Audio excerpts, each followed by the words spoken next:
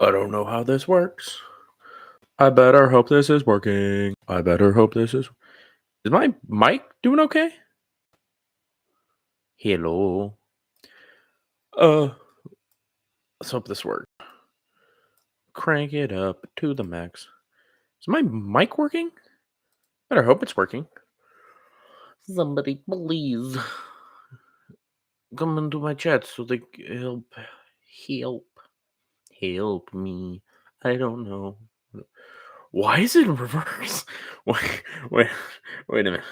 Why? Why is it mirrored? Why is everything mirrored? Oh my god, this is hilarious. Why is everything mirrored? Hold on. Can I reverse this? How do I do this? Flip horizontally. There we go. That works there. Dun, dun, dun, dun, dun, dun, dun, dun. I'm hoping this works. I'm really hoping this works. Because I got stuff to do. I haven't streamed in a little while. I better hope people show up. Because I first time streaming on YouTube and not Twitch. Because heaven forbid heaven forbid I be an actual good YouTuber. Why is this private? I got multiple things I'm doing today. Here, I should put my headphones in. I am very ill prepared. Very, very ill prepared. That is why I'm hoping I can get somebody to help. Stop. Ooh. Oofda. Oofda. All right. So I'm hoping everything works. I might just. Hold on. I can figure this out. It's very easy. This is basically just testing at this point. Hold on. So if I go to my YouTube, let's figure out if I'm live. Because I can just switch account.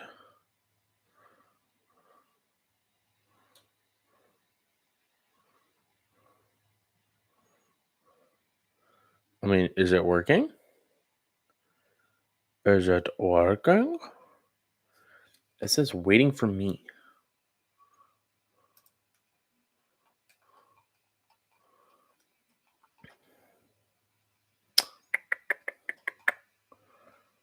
I don't know what I'm doing wrong. I am in English. What the heck?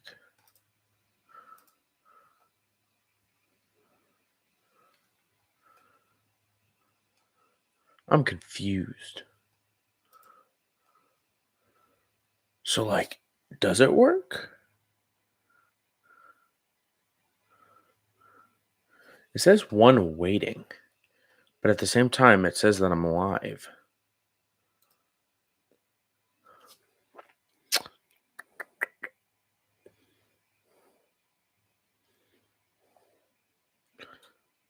So, am I live? Like, if I. So, like, I can send heart. That's amazing. This is amazing. So, I am live. Am I? Am I live? Can, like, anybody hear me? I'm confused. So, I am live. Oh Oh, so people can hear me. Oh my god, that's dope. I haven't done this. I haven't done this on YouTube. Fuck yeah. Let's go, Mario. Let's go. It's really warm in here. So if I just start doing things, start doing stuff and things, people can hear me. And I'm live. And I'm hoping that everything goes perfectly fine. Because it would be rough if it wasn't. So how's the stream quality? How does this work stream quality wise? Da, da, da, da. Entertainment? Of course it is entertainment. Because why wouldn't it be entertainment? If I do.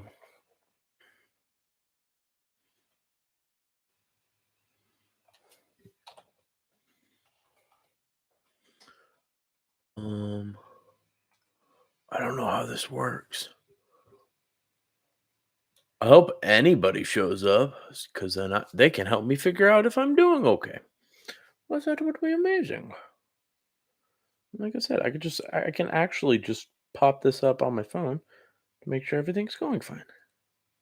Yay! But again, why does it say upcoming?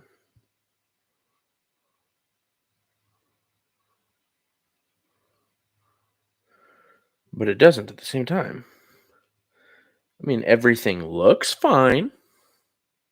So is everything fine? I don't know. It is my first time going live on YouTube. Hello, everybody. Hello. Why do I keep doing that voice? I don't know why I do that. But I can just start and hope everything goes fine. Because it seems like I'm fine. I hope it records, because if it records, that'd be awesome.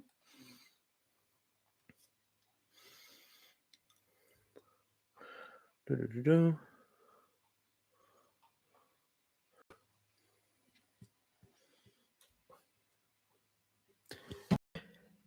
How do I want to start this?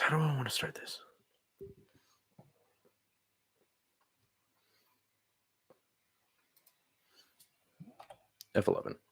There. Let's full screen. Heyo, what's going on, everybody? It's been a while. Don't worry about it. I've just been at work and doing other things for like a month. Don't worry, I'm perfectly fine. And I might actually start being able to make more consistent YouTube videos. So, welcome. I'm actually doing this live on YouTube. So, if you come want to check it out, then you can do that, because I don't know what I'm doing. So, if you want to check me out, just like and subscribe and click on the notification bell so you can figure out when I'm going live. Because I used to record all my stuff on Twitch and now I'm kind of doing it on YouTube. Whatever. We're doing more deck techs. We're doing a whole bunch of stuff. So come check me out live, and maybe I can bring up the cooking ramen and things that I shouldn't next time.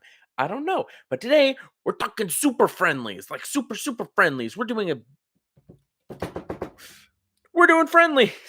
So we're just making a bunch of planeswalkers. We're going to be doing a whole bunch of stuff. But what commander are we going to be using? Obviously, the planeswalker commander, Commodore Guff. 4 mana, 5 loyalty. Beginning of your end step, put a loyalty counter on another target planeswalker you control. That's pretty nice.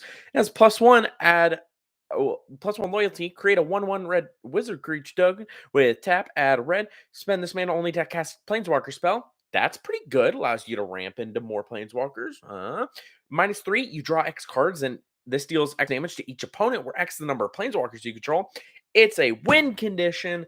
In other words, we're going to be capitalizing on that like a lot. We're only running 12 creatures, 5 enchantments, 7 artifacts, 7 instants, 10 sorceries, and 26 planeswalkers. That's a lot of planeswalkers. Like a lot. But our creatures are really good, such as Arena Rector. Whenever it dies, you exile it, and if you do, search your library for a planeswalker card, put it on the battlefield, then shuffle. What are you gonna get? I don't know. We haven't gotten the planeswalkers yet. Deep Glow Skate is, when it enters battlefield, double the number of each kind of counter on any number of target permanents. So it basically doubles the loyalty on each of your planeswalkers, which is really, really good, especially when Commodore Guff can then just nuke the field, which is really good. And you can do it multiple times then. So if you drop Commodore Guff and the next turn Deep Glow Skate, you can do that with that -3 what? 16, like 5 times after that? That's a lot. It's a lot of damage. But Golden Forge Thopterix has each legendary permanent you control has Ward 2, meaning it's really hard for them to kill your planeswalkers with just normal spells. They have to actually pay a little bit more for it because we want them out. Also, if you ever wondered why I will suddenly just stop, it's because I like to imagine that I'm talking to you guys. So I just stare at a webcam, which I don't use like much anymore. But you guys might see me when I cook ramen and things. But Grateful Apparition deals combat damage to a player or planeswalker. Proliferate. It's the same thing as Thrumming Bird, which is right down here. Deals combat damage to a player. You proliferate, which is really great, especially because you're having a lot of planeswalkers that have a lot of counters on them, meaning proliferating a lot is really, really good. You know what? Let's just go from up from there. The Peregrine Dynamo. It's 1/5 with haste and costs 3 mana to get out. You pay 1 and tap this to copy target activated or triggered ability from another legendary source that's not a commander. You may choose new targets for the copy. So if you wanted to nuke the board with, I don't know, a Chandra or something, you could pay 1 more mana, tap this, and you could do it again. You copy the ability, which is really, really great because I don't know, the big ultimate abilities on planeswalkers tend to be really, really good. Spark Shaper Visionary. This one is an alternate win con. At the beginning of combat on your turn, choose any number of target planeswalkers you control. Till end of turn, they become 3/3 blue bird creatures with flying, hexproof. Whenever this creature deals combat damage to a player, scry 1, which is really, really good because you can then swing in and do a bunch of lethal damage with a bunch of planeswalkers, which is dope. You also got things like the Silent Arbiter because, planeswalkers are fragile. So you need the Silent Arbiter to make it so that they're not so fragile. No more than one creature can attack each combat. No more than one creature can block each combat, which is pretty good when you can just chump block their creature and they have to choose which creature they want to attack with.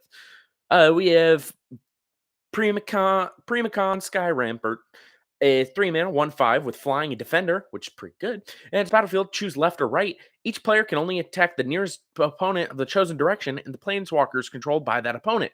Meaning, with Silent Arbiter and Primacon Sky Rampart, if somebody's playing a creature deck, you could just say, no, you go that way.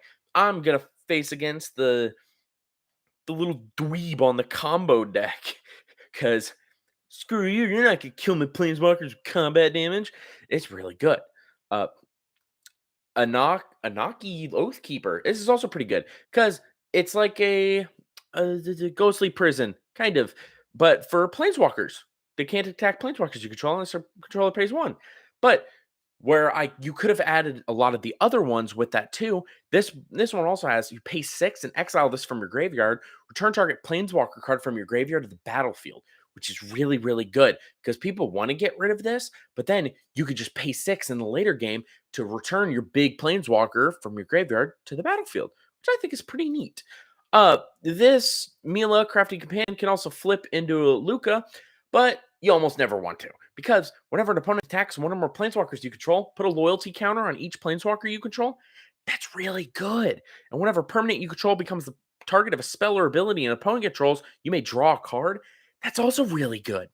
Like that, this is just really good. So you almost always want to just play this as a creature.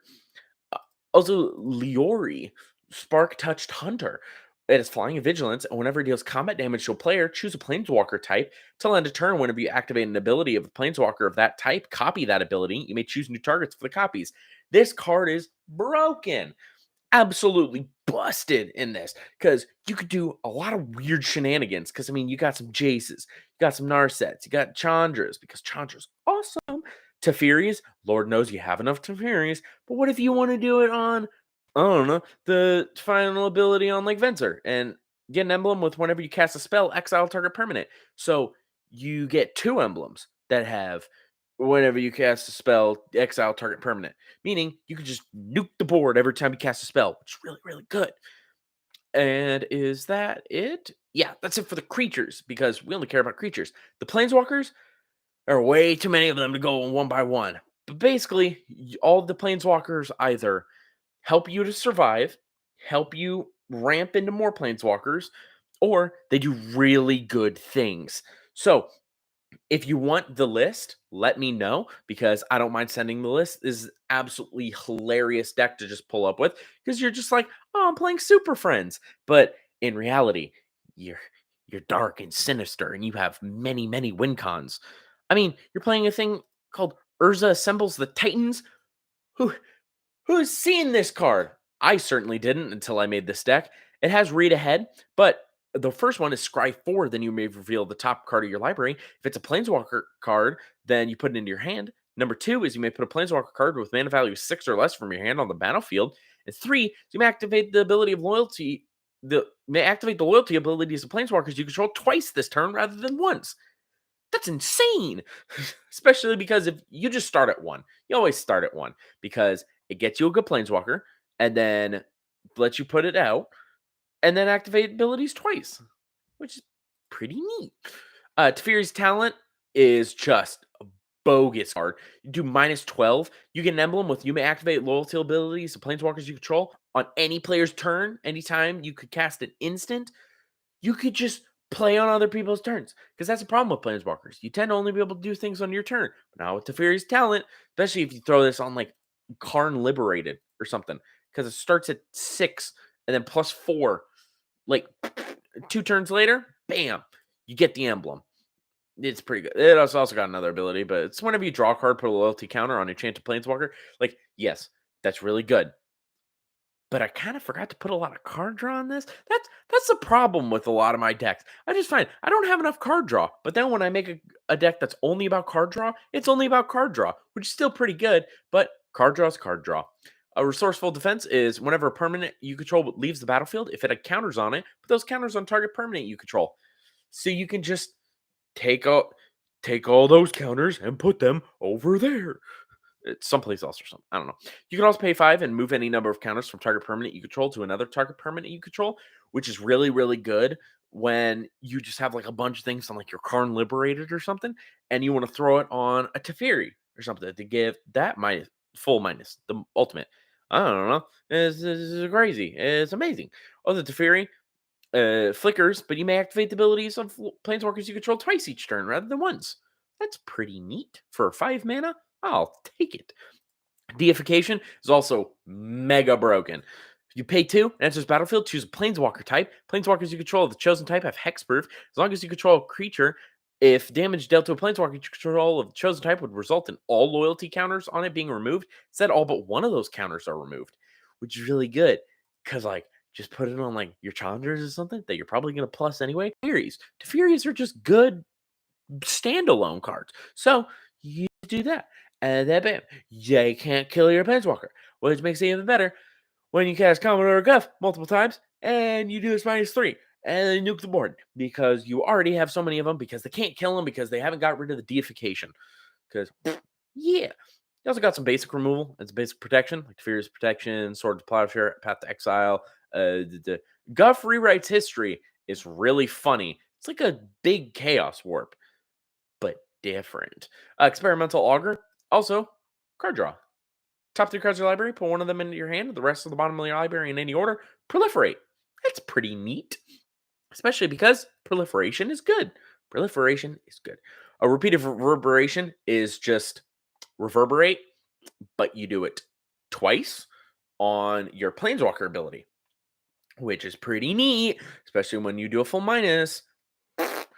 Ignite the beacon. Also, search your library for up to 2 planeswalkers cards. Reveal them. Put them in your hand. The shuffle. Whoa! You do like turn 5 that into turn 4. I don't know. Fury Temporal Archmage. I don't know why, but sure. And then you could do I don't know Challenger Legacy of Fire. I forget what these cards do because yeah. I mean, sorceries are just a lot of, big removal spells like Blasphemous Act, the Supreme Verdict, Triumphant Reckoning, no, Urza's Ruinous Blast, Vanquish the Horde, Wrath of God. 'Cause you're not playing many creatures anyway. Why do you care if your creatures die? You just get them back somehow, just one way or another. I'm gonna find you. I'm gonna get you. Triumphant Reckoning returns all artifact enchantments and planeswalker cards from your graveyard to the battlefield. Pog. It's reanimation, but for planeswalkers. That's insane. Also, Search for Glory is like the only tutor in this because you don't want it to seem too powerful. So you could say that this deck is a 7. But you can search your library for Snow Permanent, a legendary card, or a saga. Reveal it, put it in your hand, then shuffle. You gain 1 life for each snow mana spent to cast the spell, which is not a lot, but it's okay because we love it either way. To play the Gatewatch is look at the top 7 cards of your library, put 2 Planeswalker cards from among them on the battlefield, put the rest on the bottom of your library in random order. If you don't hit 2, I want to say skill issue, but whatever. Call the Gatewatch because it's another tutor. But you still have to play the Planeswalker. You still have to get it to max loyalty. You still have to do a whole bunch of other stuff. So either way is pretty good. It's pretty good. So Ascend from Avernus is also another return all creatures and Planeswalker cards with mana value X or less from the graveyard to the battlefield. Exile this. That's pretty neat. That's like pretty neat. Cause see, you're getting your Planeswalkers back because Planeswalkers are fragile. We know this. Artifacts, just basic ramp stuff, talismans, staff of completion also allows you to proliferate too. If you pay 3 life, that's pretty nice. The Solar Ring, Arcane Signet, but Ichor Moon Gauntlet, mm, 0 to proliferate. Ooh, have any of the planeswalkers that you're just like, it's not really doing much right now. Just proliferate. Give all your other planeswalkers a chance. And -12, take an extra turn after this one. Heck yeah. Whenever you cast a non-creature spell, choose a counter or target permanent, put an additional counter of that kind on that permanent. Neat. So whenever you cast any of these other spells or a planeswalker, you can just kind of say, hey, I get another loyalty. But yeah, so the lands are just lands because lands. Yay!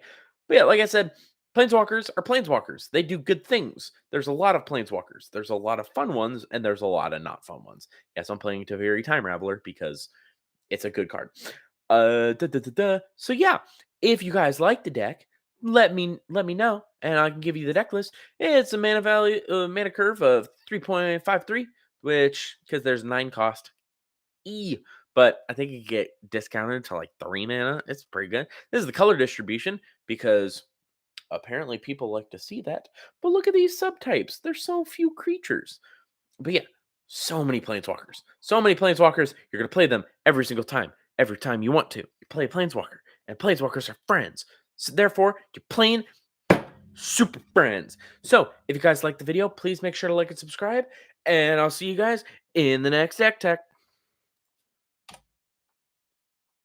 Pog. Ah,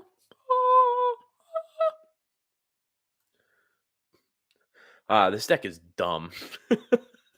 I like this deck. This deck is funny. Really, really funny. I wonder why it says that nobody's here. Huh. My computer doing okay? Is everything okay? I better hope so. I better hope I'm not lagging. Because if I'm lagging whatsoever, this would suck. Like quite a bit. Actually, I'm mostly hoping that people could hear me. If they can't hear me, then that would suck. Let's see. Let's see if they can.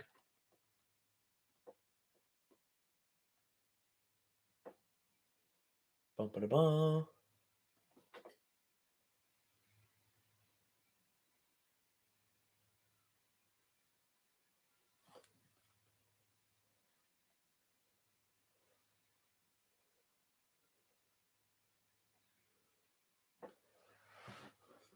What's going on?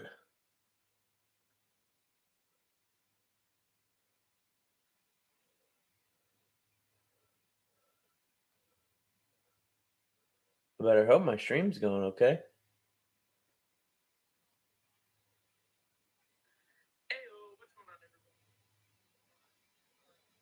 Oh, everything's swapped.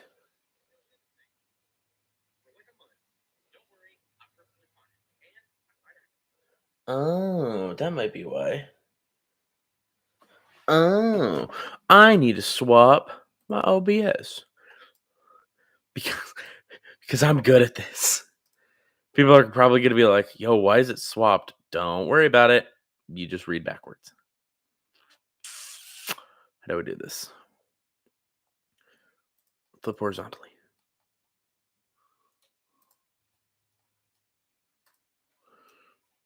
Stop.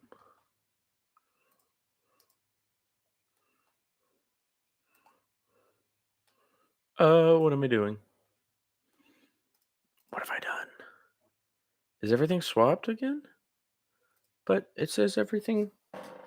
Is everything swapped? Oh, everything's swapped now. What? So if I like do this and go, whew, and go, whew, whew, whew, whew, whew. Can you guys see my mouse? Oh, oh, oh, Pog. Oh, Pog. Then why does it show swapped on my whatever? Whatever. People can yeah, whatever. Yeah, it's fine. It's fine. It's fine. Everything's fine. Do I even No, it's fine. I'll I'll just say screw it on that last video. They'll just be like, "Why is the whole screen flipped?"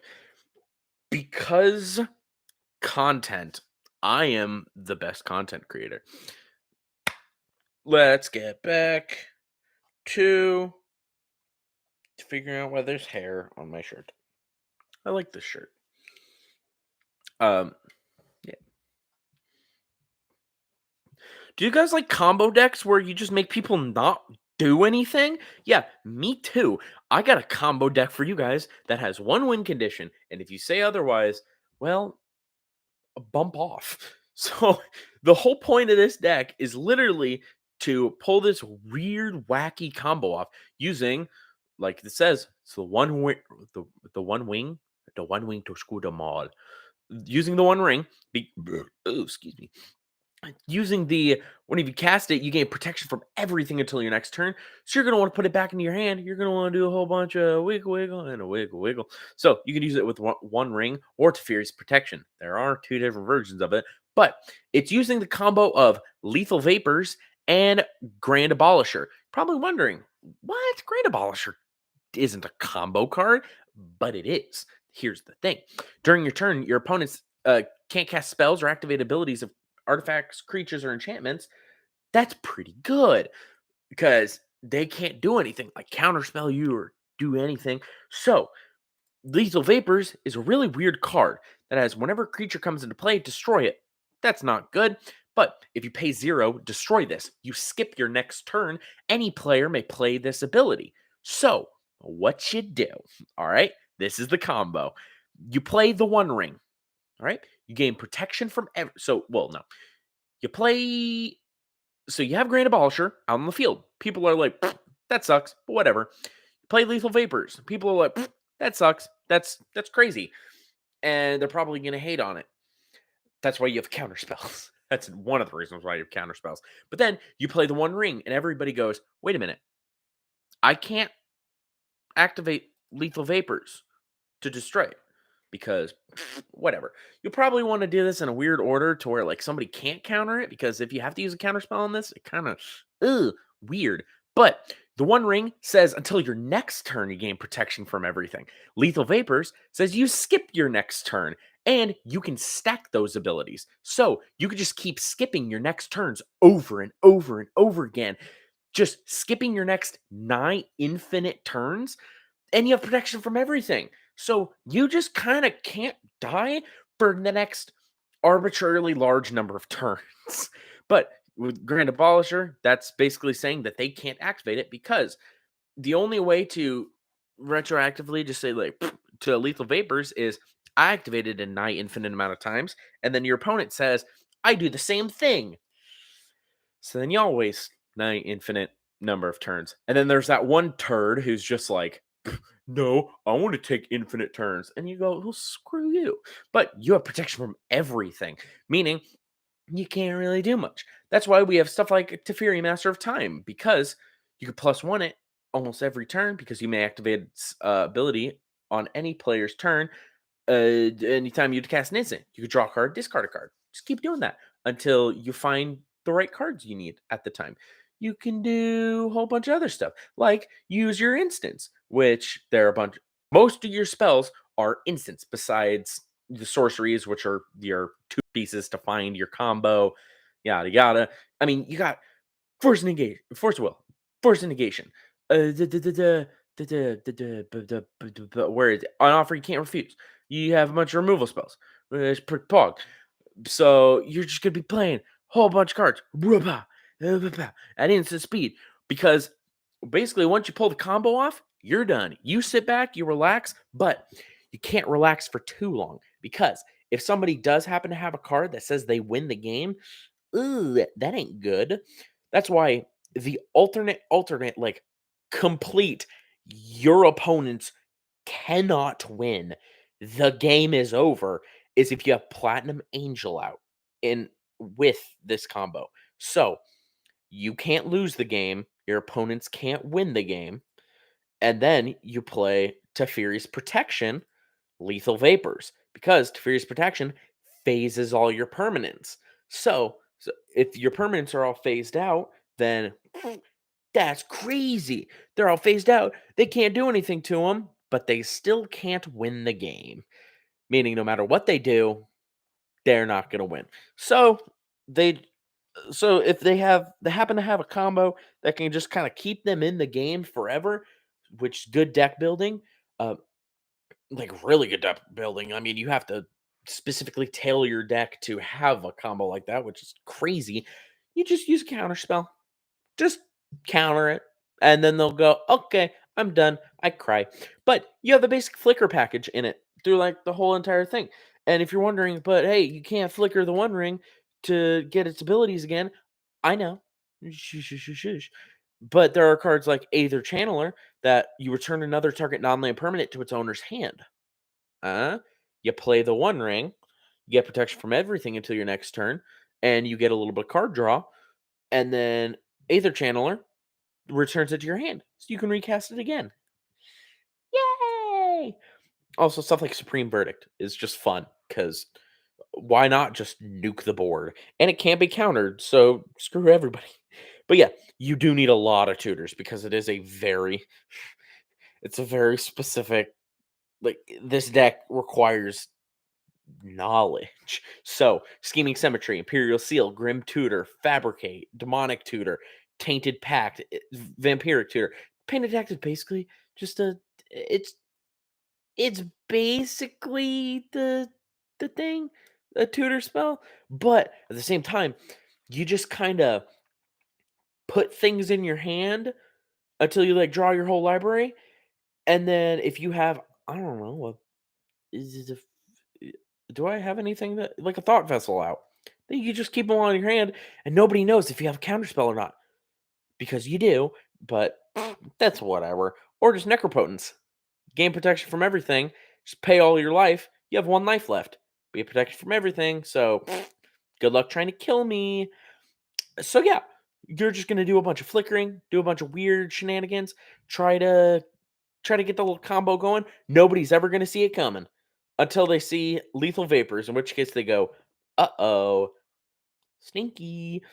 So that's why you get the One Ring first, then you get Grand Abolisher.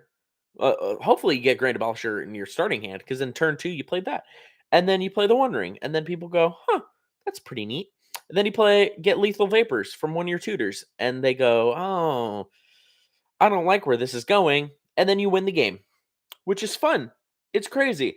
And basically, this whole entire package is just made to tailor for that. It is a very specific, you win with that combo, and if you don't, you scoop.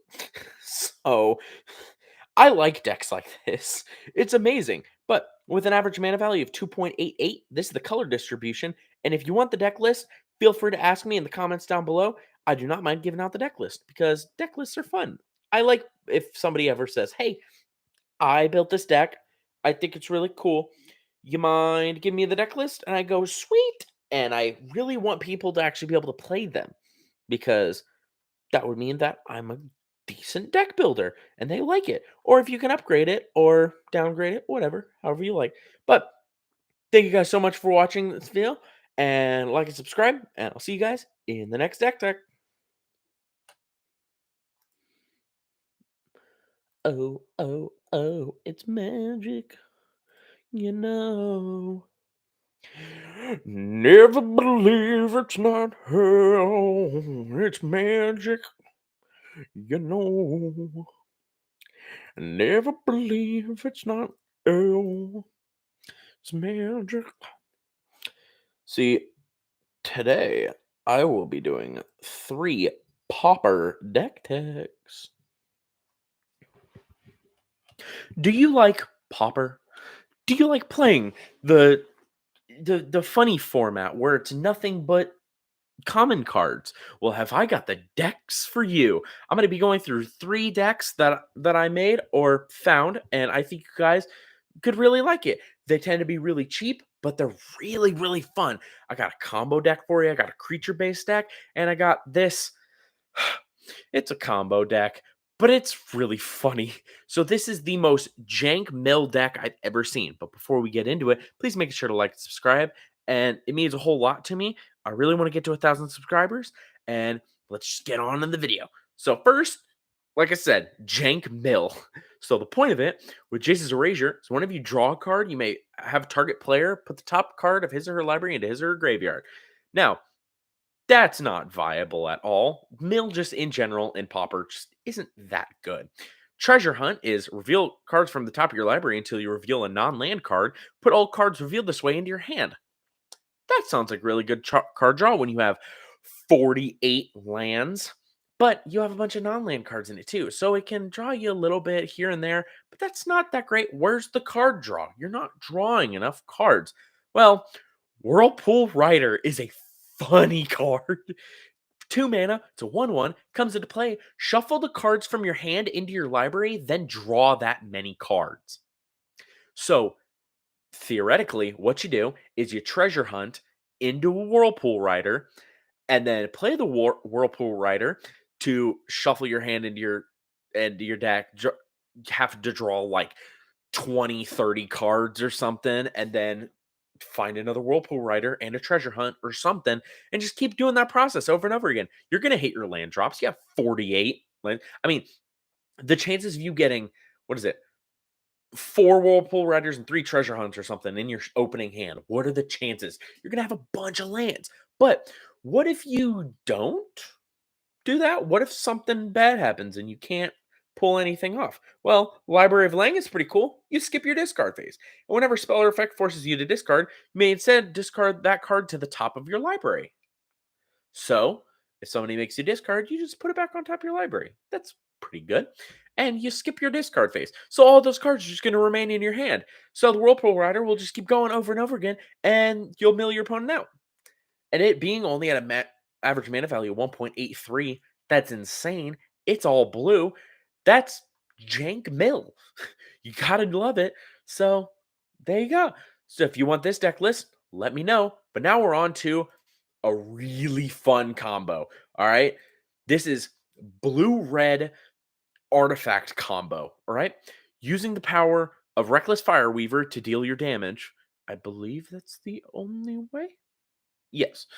Or Golem Foundry. So, artifact enters the battlefield under your control. This deals 1 damage to each opponent. Or Golem Foundry. Whenever you cast an artifact spell, you may put a charge counter on this. Remove 3 charge counters. Put a 3/3 Golem onto the field. Put a 3/3 Golem artifact creature token. That's pretty neat. So, what do you need for this combo? Well, I'll tell you. You'll need either a Steelfin Whale or a Battered Golem. Both of them have, whenever an artifact enters the battlefield under your control, untap this. So you play this, then you play a Retraction Helix or Banishing Knack, which both have to end a turn, target creature gains tap, return target non-land permanent to its owner's hand. You need a 0 mana artifact. So Welding Jar, Ornithopter, Phyrexian Walker, those are just really good cards anyway, and build up your affinity for the Steelfin Whales, your Thought Casts, all that. So what you do is Steelfin Whale, Retraction Helix, and then you tap the Steelfin Whale to bring back, let's say, a Phyrexian Walker. Okay? You then replay the Phyrexian Walker. You get a trigger on Reckless Fireweaver or Golem Foundry, and Steelfin Whale untaps, meaning you could do the combo all over again. It's kind of jank, kind of weird, but we love that. Absolutely love it. And heck, you just get a lot of just card draw. Even if you just like, even if you don't have the full combo in hand, you play your Ichor Wellspring or something, Steel Fin Whale, your Traction Helix, get the Ichor Wellspring back to just get it back. You know, play Ichor Wellspring again, get more card draw, just keep going over and over again. And heck, you can put in some like alternate win cons, like the Kavu. I think it's Kavu, um, that turns one of these indestructible lands into a 4/4. I think it's 4/4, or is it 3/3? I don't know. One of those. Because you're just playing 4 Cetus Synods, 4 Great Furnaces, 4 Silver Bluff Bridges. So you're having a lot of artifacts. Your affinity is going to be insane so that you can play Steelfin Whale and Thoughtcast for basically 1 mana all the time. And card draw, combo, whatever. Sideboard is just basic, simple, more welding jars if you need more for the combo. Pyroblast, Blue Elemental Blast for those weird matchups. Breath Weapon because you're not playing. I mean, Phyrexian Walker is a 0/3. Ornithopter is a 0/2, but whatever. But you're basically playing Breath Weapon because you're playing against, elves or something. Galvanic Blast 2, just to, snipe things, is basically like a better Lightning Bolt. And in most matchups, but have an average mana value of 2.10. And this is the color distribution because you can make other types of mana, but we don't worry about that. Chromatic Star is weird. But yeah, this is just a weird artifact combo deck that I love. It's amazing. I want to play this more. It is $91.89.58 without basic lands. So it is a little bit expensive, but it's fun. Like, imagine you pull off the combo against your opponent because you can't just play cards just for them to be good. I mean, Reckless Fireweaver can just be good. Phyrexian Walker, good blocker. Ornithopter, good blocker. You can play the whole, like, uh, all that glitters affinity combo that's going on nowadays, but we don't care about that. We're playing combos because combos are fun. And if you want the deck list, let me know. Now, more artifacts, because heaven forbid we don't have enough artifacts going on. So this is modular. If you don't know what modular is, then like, let me tell you, modular is fun. So, like Arcbound Stinger, 2 mana, it's flying, it's a 0/0, but that's modular. When this enters the battlefield, put a 1/1 counter on it. Whenever it dies, you may put its 1/1 counters on target artifact creature. So, the point of this, hear me out. You each turn get out a modular creature. If one of them dies, it buffs the other ones. So you just keep going with more and more and more. I mean, Arcbound Mouser is a basically 1/1 with lifelink that is modular. Arcbound Prototype is a 2/2 with modular. Arcbound Stinger is a 1/1 flyer with modular. Arcbound Tracker is a 2/2 with menace modular. Whenever you cast a spell other than your first spell each turn, put a 1/1 counter on it. That's good. Artificer's Assistant is just cast a historic spell, scry 1. I mean, that's just really good and can help you a lot with fairies because fairies suck. Helium Squirter, I hate the name of this card, but it has Graft 3. This is a win con, all right? Because pairing this with Hobble Fiend, we'll get to Hobble Fiend later, but it's a 3/3. But you could pay 1, and target creature with a 1/1 counter on it gains flying until end of turn. So you're going to put all your 1/1 counters on this one creature and then nuke your opponent for Lord knows how much. But then Hobble Fiend. Hobble Fiend. So you pay 1 to sacrifice another creature to put a 1/1 counter on this. You see where this is going? Why don't I just dump all my mana to sacrifice all my creatures to put all of its 1/1 counters on one creature, and then Hobble Fiend gets a little bit bigger. So you're just nuking the board. Or you just keep attacking. Your opponents are going to block your creatures anyway, so you're just going to keep getting bigger and bigger boys. Iron Apprentice is basically a 1/1 for 1 with modular. It's, whatever. Thrumming Bird 2, because deals combat damage to a player. Proliferate. Proliferate's fun, especially when you're doing a lot of 1/1 counters. Basic removal package, Journey to Nowhere. Volt Charge allows you to proliferate, dealing 3 damage to any target. Uh, Contentious Plan proliferates, draws a card. Reco- uh, uh, Recommission. 2 mana, return target artifact or creature card, mana value 3 or less from the graveyard to the battlefield. If a creature enters the battlefield this way, it enters with an additional 1/1 counter on it, which is really cool because you could just modular even more and more and more and more. I don't have a sideboard for this, mostly because I don't know what I would sideboard. Maybe I don't know, a Sword to Plowshare, a I don't know, lightning bolt, counterspell, something. I don't know. But being an average mana value of 2.05, this is the color distribution of it. Fun. Mostly the color distribution is a little off because with these you can choose red as it, and there are some red spells in this. It's Jeskai modular, but it being a $25.70 deck for this this seems really powerful. This would definitely catch a lot of people at your was it Wednesday Pauper tournament things. It'll catch them off guard 100%. So if you guys want the deck list, please let me know. And if you just like the video overall, please let me know. Making sure to like and subscribe and comment down below which is your favorite of these three Pauper decks, or just comment down below your favorite Pauper deck in general. Let me know. And thank you guys so much for watching. I'll see you guys in the next deck decks.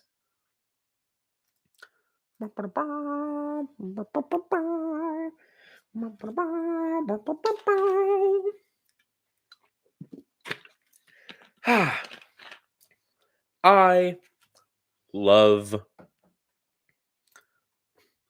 things we're doing today. A slideshow. Now give me a sec. I gotta go get something.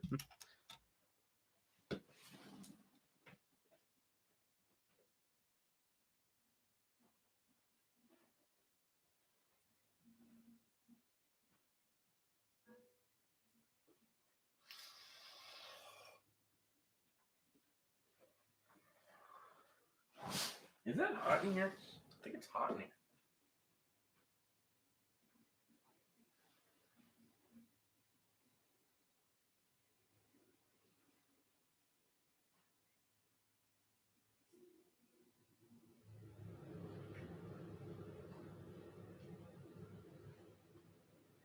It literally is hot in here.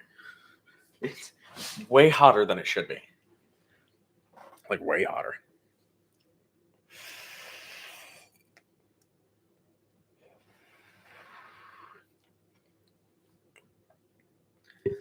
Now, it's time.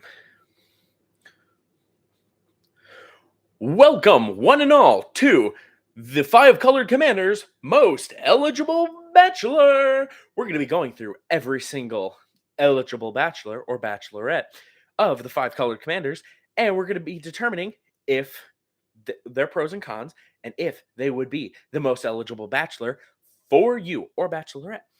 But before we get into it, please make sure to like and subscribe and comment down below your favorite commanders, because there are 41 contestants and only one can be crowned the most eligible bachelor. First off, with Sliver Legion. Pros are has a lot of family ties, but also its cons are its family ties. Because look at it. Slivers. Pros, it loves family. It bolsters all of its family. But at the same time, it only has family going for it. So I am going through the most popular 5 Color Commanders, by the way. So let me know what your favorite is.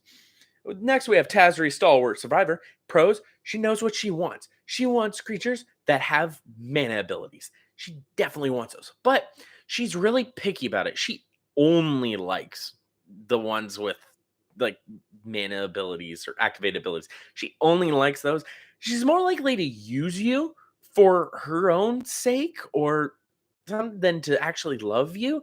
I don't know. This is just what I'm seeing. This is what I'm seeing on the card. I think she's more likely to use you and turn you into a little slave of some sort than actually love you for who you are.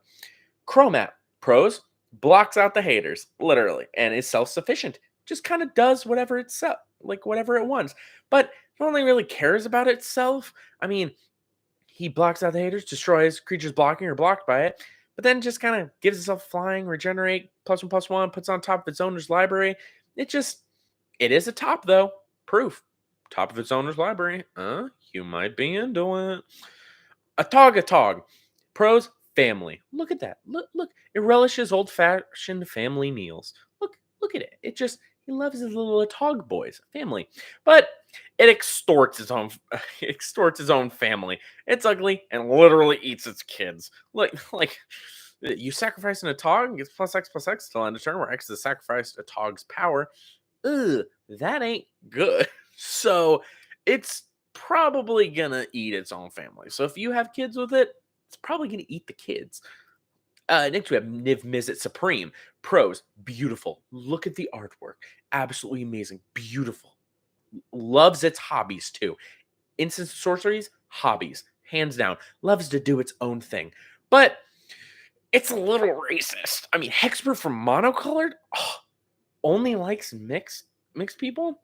That's a little racist, bro. Also, really large ego. I just think supreme.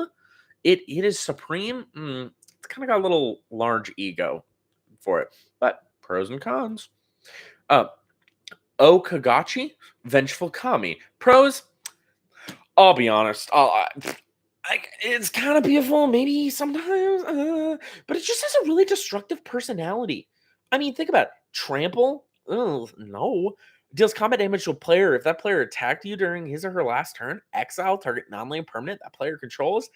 That's not looking too good for yourself. It's just gonna be really destructive and toxic. Constantly talking about its exes and how bad they did them dirty. Like, just not really the best for you. Uh, Ruka Ramel, biologist. Pros, beautiful. Look at her. Absolutely beautiful. Has hobbies. She's a biologist. A little bit of a nerd, which we love that here. Has a job. Proven job, is a biologist, and has pets. Loves pets. Chooses creature types. All of them are the chosen type. Can make its own pets, but it's kind of into some weird things. I mean, slivers, that's a little weird, but we can maybe get past it. I don't know. Pretty good choice for an eligible bachelorette. I'm just saying. Next, we have Sliver Queen. Pros, it is a mother. Her children are ever part of her. It literally is a mother. But it only cares about breeding. And if you care about that, just only cares about pumping out more babies, it's probably a Karen. I'm getting Karen vibes from this. It's just like it's a queen. I mean, slay, sis, but like it's probably a Karen. Next we have Gigantha, the Wellspring. It's very simple. No card in your starting deck has more than one of the same mana symbol in its mana cost. It gives you mana. It's very generous. Okay, it's very generous, but it's kind of a control freak. Okay, can only have one of the same mana symbol in its mana cost. Pushy much and can't be spent to pay generic spells. It's like giving you an allowance and only allowing you to use the allowance on, I don't know, shoes or something, which may be good for some people, but can be kind of a control freak. With Sliver Grave Mother, pros, it is a mother, the Grave Mother, but it's a little bit of a necrophile. Literally cares about things in your graveyard. Like they want you to die, so then they can use you up, but makes more of them, but not for long. We don't like necrophilia over here. Fun fact. But Kyodai, Soul of Kamigawa, it will stay with you forever. Enters battlefield with another target permanent, gains indestructible for as long as you control this. Very loyal. But it's kind of controlling because you it he will not allow you to die until you die, and literally won't let you leave because you have to stay alive. Until it dies, you have to stay alive. But it does make itself a little self-sufficient, so that can be kind of good sometimes. Jensen Carthalion, a Druid Exile, helps you bring out your true potential by allowing you to use your mana that may not be the best at the time for the mana you need. It's a good sweet talker. I mean, look at him. Cast a multicolored spell, you scry one. Ooh, that's pretty good. If the spell's all colors, you create a 4/4 angel. Ooh, that seems nice. And it's a bit of a pretty boy. Look at him. Look at that hair. Amazing. But he doesn't really do things for himself. He just kind of only cares about what you do. Just only wants you to do things. Wants you to choose, like, oh, what do you want to eat for dinner tonight? I don't care. Like, come on, dude. Do something for yourself. You're only a 2-2. Come on, man. Progenitus, very strong. I mean, just very strong. 10-10, but is very independent too. Really independent. Just, I mean, it's put in graveyard from anywhere, reveal it, shuffle it into its owner's library instead. Man, it'll just keep on coming. But it does not like you. It never leaves. It's very expensive. It does not like you because it's protection from everything. It really does not like you, your friends, anything. Protection from everything. Blocks out the haters, including you. Never leaves. It just, while yes, it does like coming back, which can be a pro, it just, it's like that ex that keeps wanting to get back with you, and you're just like, I'm done with you, man. Just leave. But it is very expensive. Like, two of each colored mana. Yikes, man. Make yourself a little less expensive. I'm not about that. Sliver Hivelord does have strong family ties, but just makes all of his family indestructible. I mean, they can do anything, but really only cares about family, which is a little bit destructive of a personality. Just come on, man. Like, do something else, you know? Only cares about things being indestructible. His family is really strong, but really only cares about family. Horde of Notions is really headstrong. I mean, look at it. Vigilance, trample, haste, five. It's 5/5. Yeah, always vigilant, and you're there. It's there whenever you need the most. You pay 5, you play target elemental card from your graveyard without paying its mana cost. It is always there whenever you need that. Perfect, like, has connections, basically. But it kind of constantly brings up family. Like, well, yes, it can help you with its family because elementals. At the same time, it's like, dude, stop talking about your family for 5 minutes, okay? Maybe, I don't know, do something yourself. Stop always just bringing up, oh, my grandmother did this. Oh, yeah, my brother did this. And just keeps bringing them up. Maybe calm down for a little bit. They have Corona, False God. I see no pros with this because it's racist. It probably is. It probably is. It likes getting passed around because literally that beginning of each player's upkeep, that player untaps it and gains control of it. Yeah, probably goes really fast in a relationship, like way too fast than you would like. It has haste. Like, calm down. Just let it be. Okay. It's a liar. It's a little false god. It has a huge ego. Like, I'm giving huge ego vibes. It's a false god. Like, dude, come on, man. Like, calm down for a little bit. You're a liar and you have a large ego. I don't like it. General Tazri, beautiful. Look at her. Look at strong woman vibes. Okay, beautiful armor. A literal ally. You know, we stand for the community. Is a literal ally. Has a bunch of friends. Enter, search your library for an ally, reveal it, put it in your hand, then shuffle. It's puts in your hand, has a lot of friends. We'll keep bringing them out. Helps the friends flourish. You can pay all 5 allied creatures you control get +X until end of turn, where X is the number of colors among those creatures. I mean, that's really good. But kind of makes being an ally their whole personality. We all know that one person. It just, come on, man. Just do something else. Also, I see a person in chat. What's going on? We're making YouTube videos. If you guys want to join in on the YouTube live thingamajig, come on down because that's what I'm doing nowadays. Instead of doing things on Twitch, I can just do things on YouTube and then make them into videos. Check those out whenever you want to. Like and subscribe. But Sign of the Ur Dragon, I don't really see any pros. It has a lot of parental issues. I mean, the Scion of the Ur Dragon, they're the blood of the Ur Dragon, which is like the mother father kind of deal of all dragons. Puts people down for their own personal gain, literally. Search your library for a dragon card, put it in your graveyard, literally kills off potential. If you do, it becomes a copy of that card until end of turn. Personal gain, much? We don't like that over here. Tazri, Beacon of Unity. It's always looking for new friends. I mean, spell costs 1 less cast for each creature in your party. It looks at the top 6 cards of your library. You may reveal one of these from among them, put them in your hand, put the rest on the bottom of your library in random order. She's constantly looking for more friends. Just really loving, caring, but she's just really easy. I mean, it just costs a lot less, so it can just cost 1 to get out. It's just really easy to do, and this has a very selective choice of friends.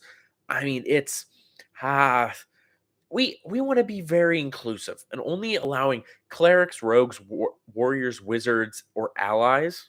It's you know we need to be a little bit more inclusive of our friends. We have Jared Carthalion. Hmm. Only pros, no cons. If you think this is definitely an uh, up ahead for all the most eligible bachelors, you might be right, but we'll see at the end. It's a pretty boy. Look at him. Has pets confirmed with +1 ability. Creates a 3/3 Kavu creature token with trample. That's all colors. Bring helps you get better. Just choose 2 target creatures. For each of them, put a number of 1/1 counters on it equal to the number of colors it is. Very helpful, very good.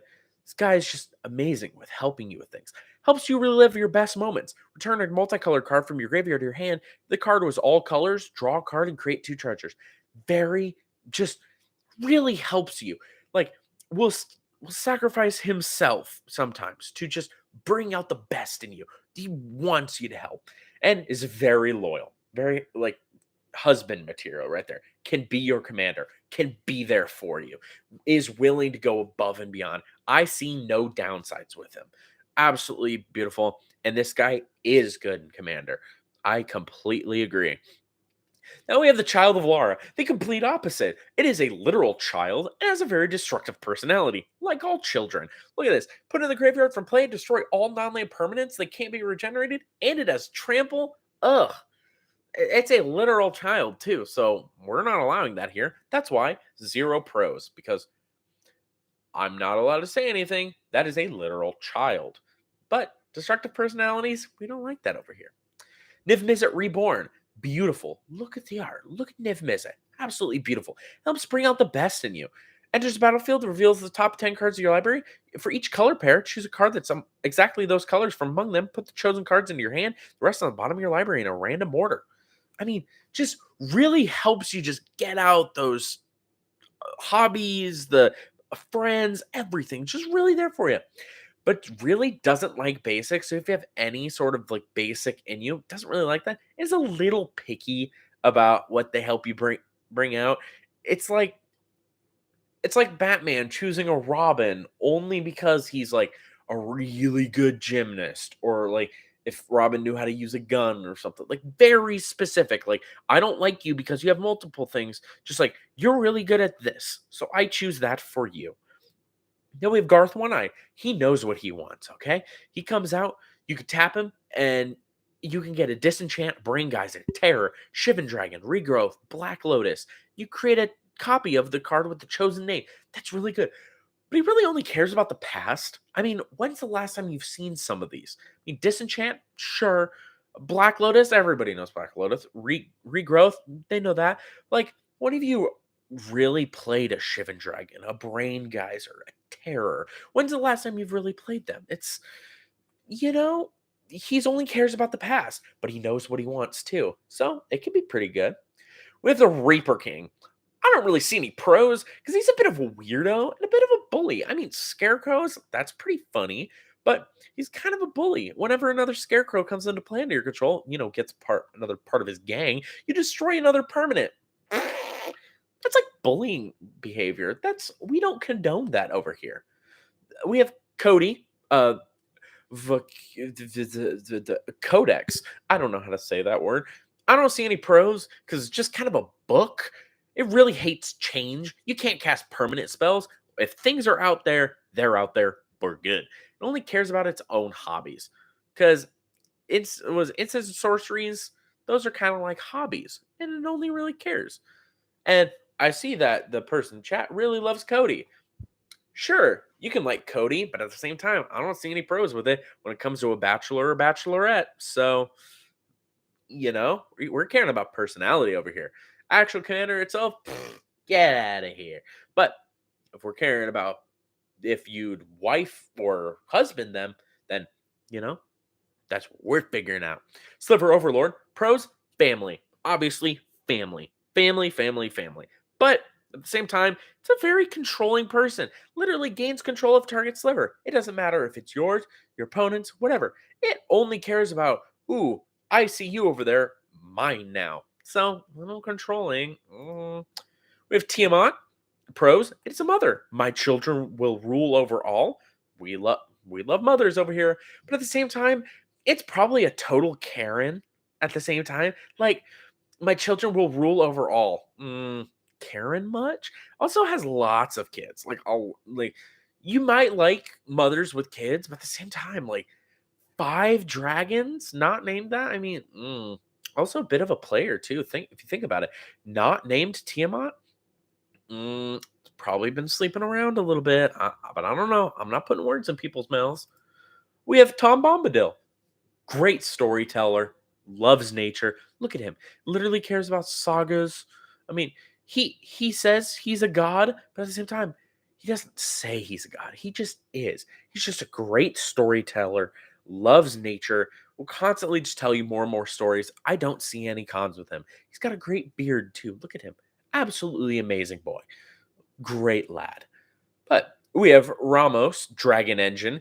It gets stronger upon seeing your success. Literally, whenever you do a hobby that you really enjoy, it gets stronger for each of the spell's colors. That's really good. It helps you be more successful. So it's constantly fueling its own self because you remove 5/1 counters from it and you create a bunch of mana. So it literally, you make it a little bit stronger and then it helps you get stronger. It just keeps going over and over again. Absolutely, absolutely amazing. Love Ramos. Just amazing. Omnath, Locust of All.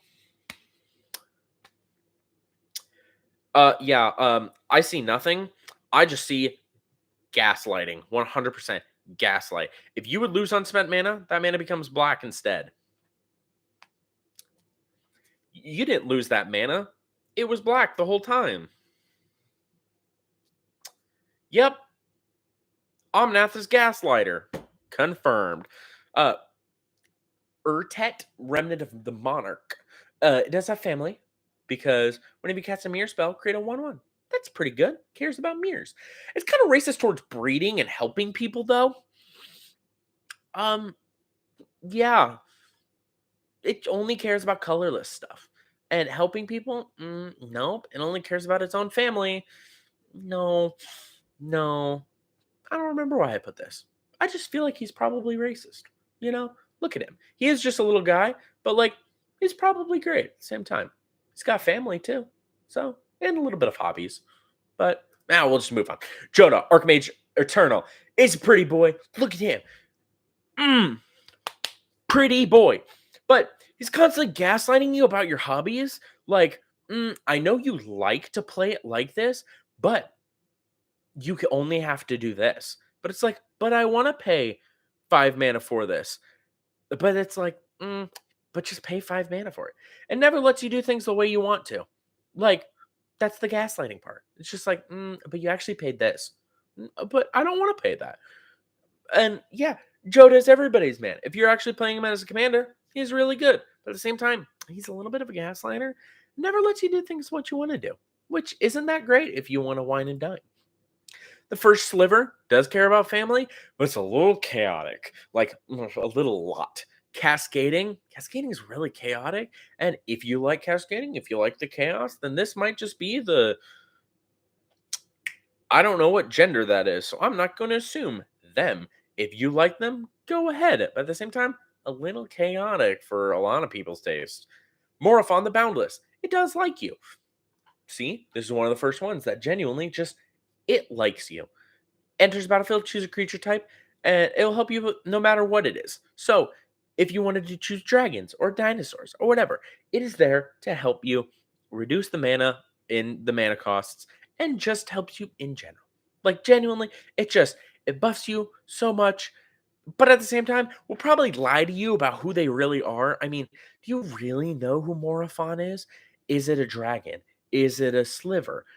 Is it a dinosaur? You never really know. But at the same time, it's just, it helps you.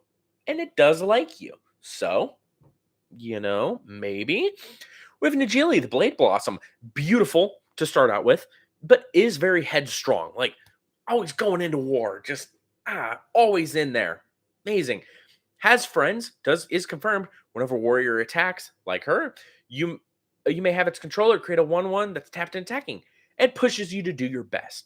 You pay all 5 mana, all 5 colors of mana, untap all creatures you control. They gain trample, lifelink, heck, and haste until end of turn. After this phase, there's additional combat phase. Activates ability only during combat. Just gets in there, really just gets in there, pushes you to do your best, always do your best, but is kind of always looking for a fight, which isn't necessarily like a really bad thing, but at the same time, like you just kind of want to stop, smell the roses a little bit, cook her some dinner or something. But she just only cares about fighting most of the time.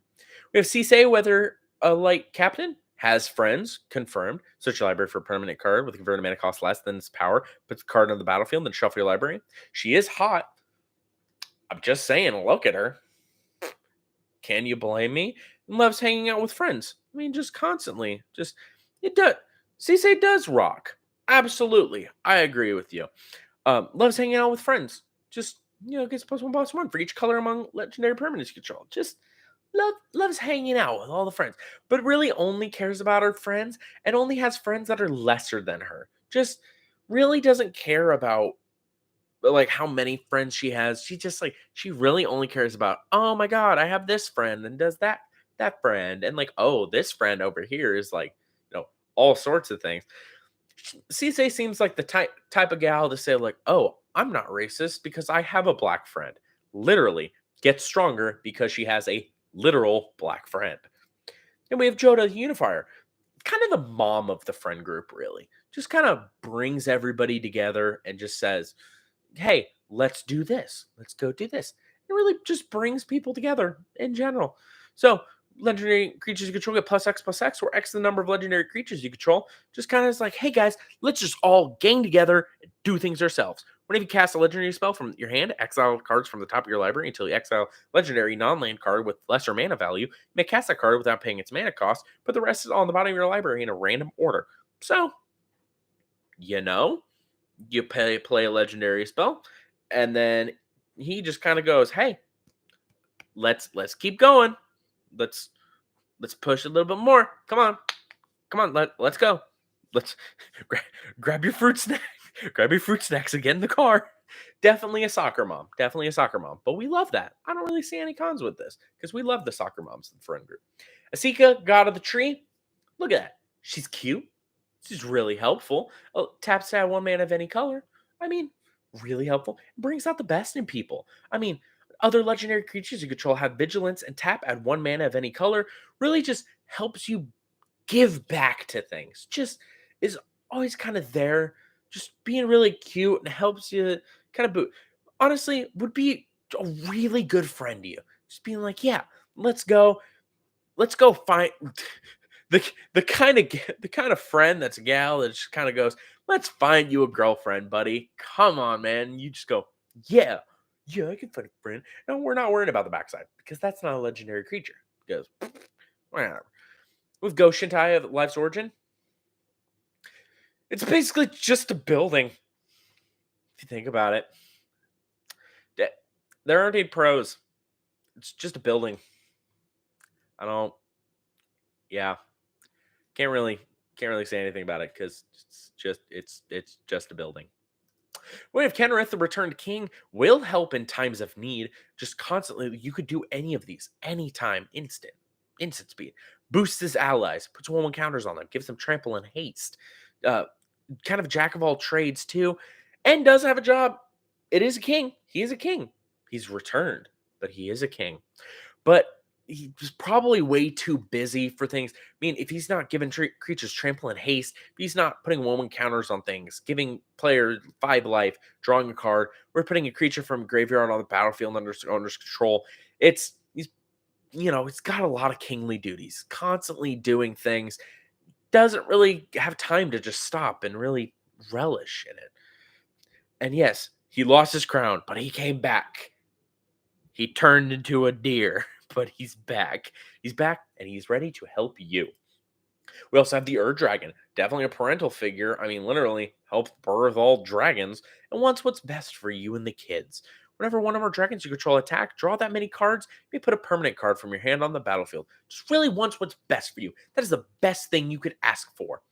But does kind of promote violence. And, violence is not something we really want over here. I mean, it wants you attack because, like, then you could draw cards and get more things. But, like, that's violence, and violence is never the answer, boys. Violence is never the answer. So, now, we've been through all of them. Drum roll, please. Runner-up bachelors and bachelorettes. So we have been through all 41 contestants. Now let us see what is our runner-up bachelors. First, we have Ruka Morel with all the pets and the cuteness, all that. Look at her, little bit of a nerdy side. Can definitely be there for you. Has a job. Will be there for the kids. Bring home very cool things for your kids, but is a little bit weird in the things she likes, which kind of pushes her slightly down from being the true bachelorette of it. Then we have Najili. Well, Najila, absolutely adorable, helps you with things, just really there for you, pushes you, amazing. Also, mommy vibes, so don't worry about it. But now we go to the most eligible bachelor with a complete landslide is Jared Bartholomew. Obviously, was it Jared or Jensen? Jensen, right? One of them. The Carthalion. Yes, obviously everybody can see this coming from a mile away. Absolutely daddy vibes. Amazing. Has pets. Boosts you. Just amazing lad. We love him. We sim for him all day, every day. Just, so he is today's 5-color commanders most eligible bachelor. But if you like this, please make sure to comment your favorite bachelor in Magic. So, like and subscribe.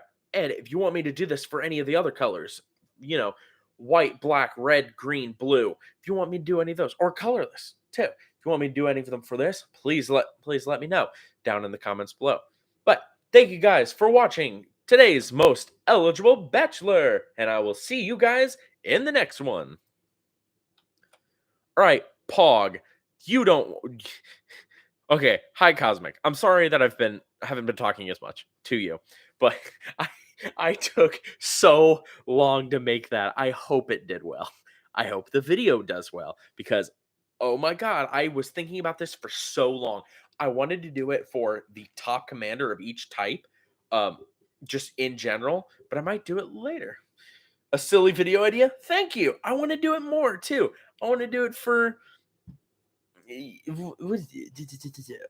I'll do it for all the different colors. I mean, I included cats in it too, so it's kind of on brand. But yeah, I want to do it for the other colors too. So I kind of hope the video does really well. I'm really glad I did these live on YouTube instead of Twitch because I used to do them on Twitch because I thought I could maybe balance Twitch and YouTube at the same time. No, Twitch ain't worth it. YouTube all the way. So yeah, I hope this does really well because it takes a lot of time to make these. I mean, just sitting there looking through every single commander and thinking of traits for them. I mean, I mean, I'm looking through some of these and I'm just like, what? Most of them that I deemed racist was literally just they have protection from something. So streaming, love your vids. Have a great stream. I'm actually just gonna end it like after this. I just made like 4 videos. A Togatog is fun too. That's the best part. Like, I think a Togatog genuinely would be like a really fun build around, just because there are like very few Atogs. So, I need to start streaming more. I love streaming. I love doing things. I love YouTube and everything about y'all. It's just YouTube is so much more fun, and Twitch. I hate to say it, Twitch sucks because nobody's there. Everybody's usually off watching their whatevers, and watching things on YouTube is just kind of you tune into the live. You can watch like SF Tortoise. You can watch anybody who's live at any time. I mean, MTG Hillbilly, all of them. You just sit back, watch them, do whatever. But like me, I just kind of want to make it you guys can see how I make my videos and how I literally did this on Twitch and then turn this into my videos. Just kind of sit back, relax, everybody just kind of hangs out. Also, is my mic good? I It's really hard to troubleshoot on YouTube Studio on the live feature. So I just wanted to know if like my mic's good and all, like if it's a little quiet or anything. I I genuinely just don't know how to fix it because YouTube is just weird about it. Mic is good. Oh, thank God. I was debating on putting music in the background with it too, but it's really hard to figure out like how loud it is and things without like pre-setting up with my because I have multiple YouTube accounts. So I could just have it like on my phone and hear it and see if it's good and all. But I just tend to like to put it in post because whatever. But no, yeah, this took a while. 53 slides, which and it's going to be a pretty decent video too. So I hope it does well. Um and if people have actually wondered why I don't like truly edit my videos, I just first of all, I wouldn't even know the first way to do it. I literally just go in, slice it to where it's the video, and I think it's fun to sit there and watch people, not mess up during the videos, but like I'll just sit there and talk. I'm talking with y'all, sitting there explaining the decks, talking about how fun they are, or like these, just sitting there going through all the commanders, and seeing how fun they are and how the pros and cons for things. It's fun, wacky, kooky. But no, I just take the most pride in my thumbnails. Thumbnails first, and then the music I put in with it. And live is just more fun. I completely agree. Live 100% is just, you go live, you have fun with people, and heck, I don't know, maybe I go and like go live with people playing like Commander or something sometime. I don't know. I could just sit down and play some good old fashioned Commander with people and send it live, and it'd be really cool. And I could play all my weird wacky decks that I love to play, like Rakdos, where I turn it from a Stompy deck into a literal infinite combo deck, which is hilarious. My Magnus the Red deck, which I love.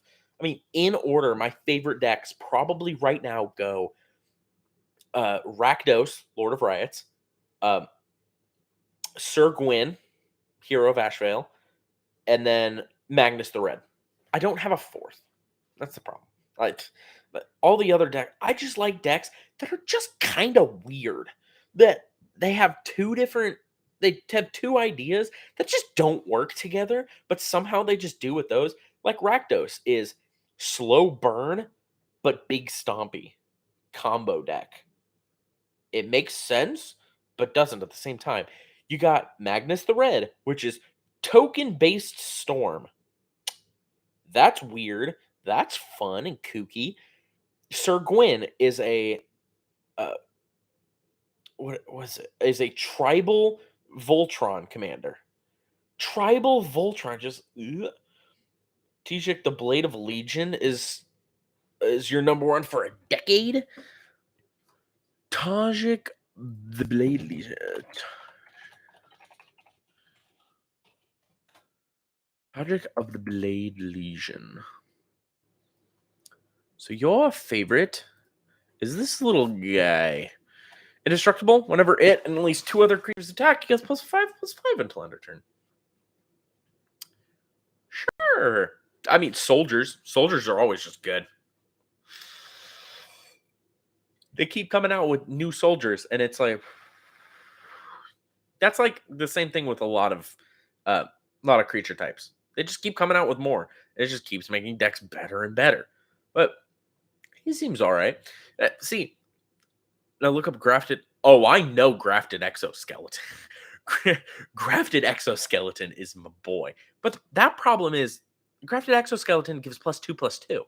So he would only hit for 9. But at the same time, Tajik would become what is it? He wouldn't hit for lethal that way. Or I mean, you can buff him with something else. If you're making him just Voltron in general, then yeah, of course, he hits for lethal. Give it, I don't know, Haunted Cloak. First thing that came to my mind that gave trample. I, I don't locks it on Warhammer. There we go. I mean, yeah. constantly having indestructible right, grafted any sword equals dead. True. Go against any green deck and sort of feast and famine, and then you could just do it again. And since you're in red, you can play, I don't know, aggravated assault or something that gives you additional combat steps. So you just keep doing it more and more.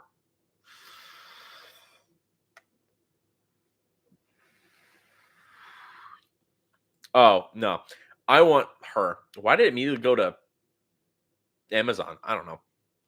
Because you control the first strike, have double strike. I love this.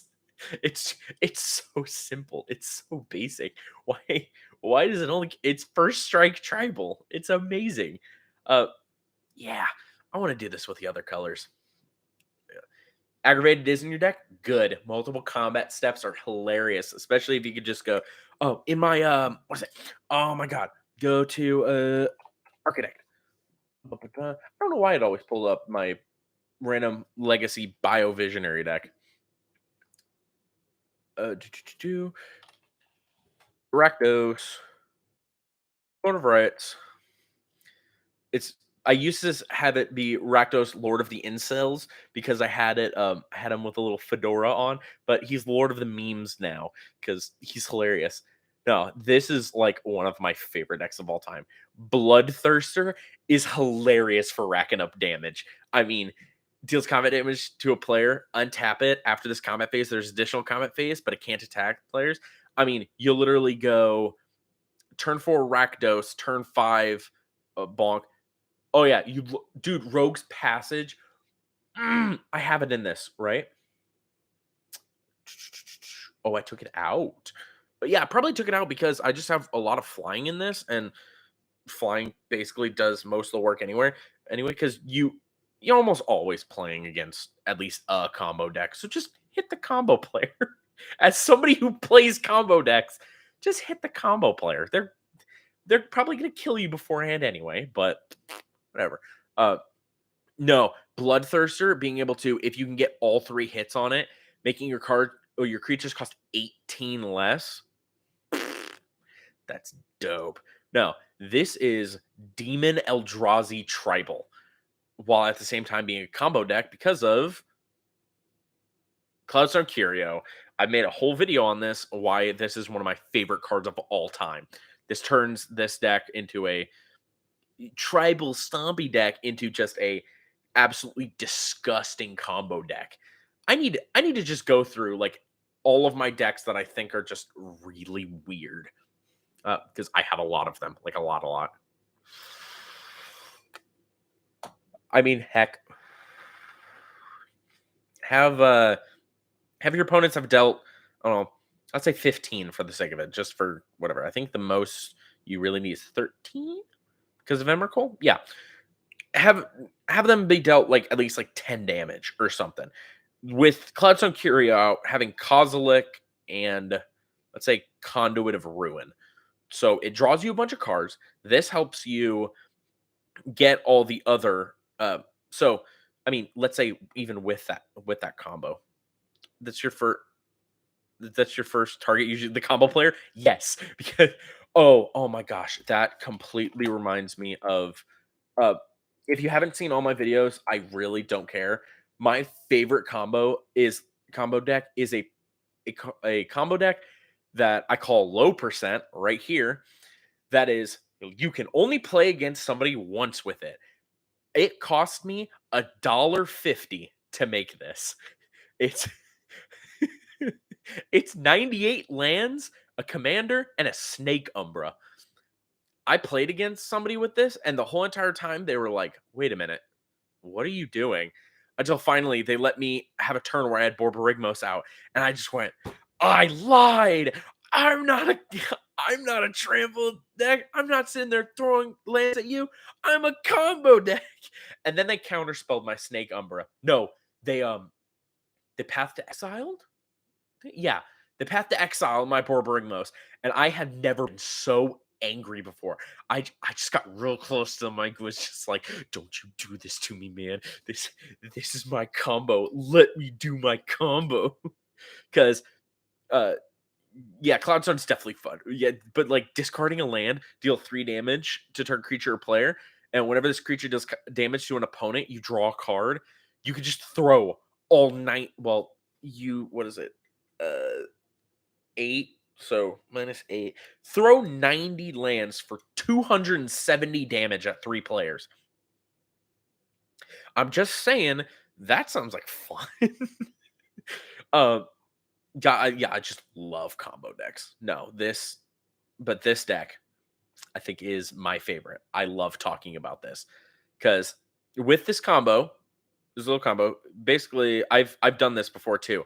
Um, I've basically had like no cards out, like barely any cards out. I think I had Rakdos, Lord of Riots, a Spear Spewer, and it had the Dockside Extortionist in my hand, and I just kind of looked. It was like turn 5 or 6. No, yeah, it was turn 6, playing against some of my buddies, and they were like, "Okay, cool, he's basically dead." Like, the whole table was just over because somebody just kinda popped off, and I went, "Wait a minute, I think I have lethal." And they were like, "What?" Tapped out for Cloudstone Curio, swung in for 6 there, um, and then with Spear Spewer, dealt another 3. So, I was at, I believe, 1 health, and because I was at 2, tap for Spear Spewer, dealt 1 damage to me. I was at 1. With Dockside Extortionist, I gained a bunch of treasures, bounced Spear Spewer. So I gained like 4 treasures, bounced the Spear Spewer back, use a treasure to play the Spear Spewer to get the Dockside Extortionist back out. And it was non-stop. Just like I gained infinite treasures. I had 9 mana left. I just needed a card draw spell, which I just kept. I was able to draw like a few cards, and then I got like a card draw spell, and my buddies were like, "Dude, what are you doing right now? Do you have lethal in the deck?"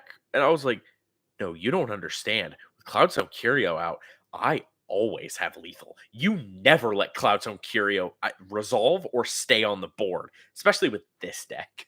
So yeah, infinite mana with Dockside Extortionist. I think I got a Conduit of Ruin, which then allowed me to get Kozilek, which then drew through my whole deck, which then I could play Terror of the Peaks to then continue a combo because you can't continue to play Kozilek because eventually you'll deck yourself, but you can play Conduit of Ruin and fail to find. So you infinitely flicker 2 Eldrazi or, I don't know, Sandstep Oracle or something. Basically, you need 2 creatures that you could play basically for free, and a card like Terror of the Peaks or Impact Tremors out, and you just deal infinite damage.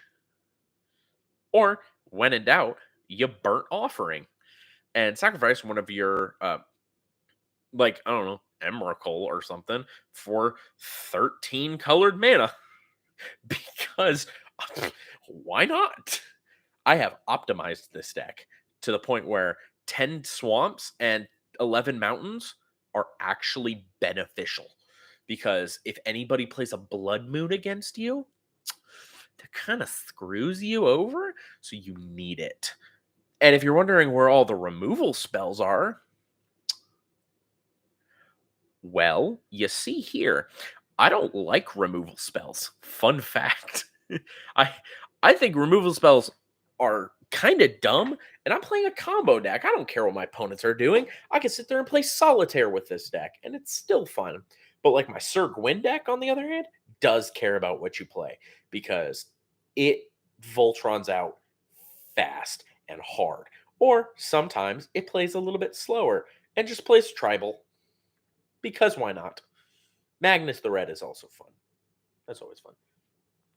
Also, the first video that I made today, I turns out was completely backwards. The video was backwards. So I'm hoping that in post, I could just swap the video, like mirror it.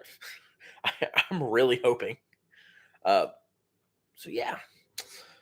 Well, I think I'm done. I think I'm done being live. So thank you all for being here during the live. I'll see you guys later.